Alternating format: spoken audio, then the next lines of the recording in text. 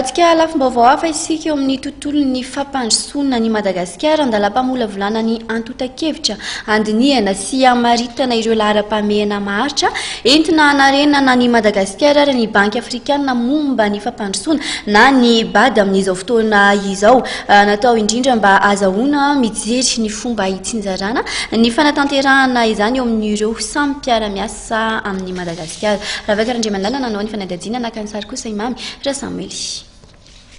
Andalam-pamolavulana ny document de stratégie pays na ny antotan-kevitra andinihana sy hamaritana ireo laharam-pahamehana maharitra entina hanarenana ny Madagasikara atao aorianan'ny krizy izay nolalova ny Banky Afrikana momba fampandrosoana na ny BAD.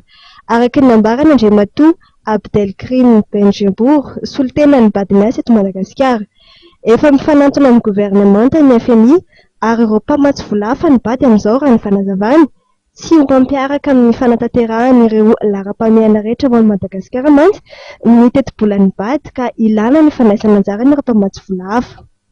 Namafisiny ity solitenan'ny BAD ity fa tsy nitsahatra ny fiara-miasan'ny Madagasikara sy ny BAD taloha ary nandritra ny krizy eny fa hatramin'izao fipetrahan'ny gouvernemanta vaovao izao azy.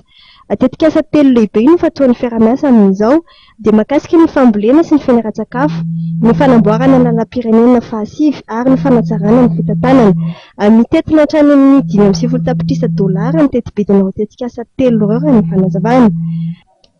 Nanatanteraka velakevitra na raha anadihevitra momba ny loha-hevitra mahakasika ireo olana zava-bita tao anatin'ny 10 taona ary mahakasika ireo asa miandry ny BAD ety Afrika mandritra ny 10 taona ho avy ny BAD teny anivon'ny Université an'Antananarivo nanatanterana izany.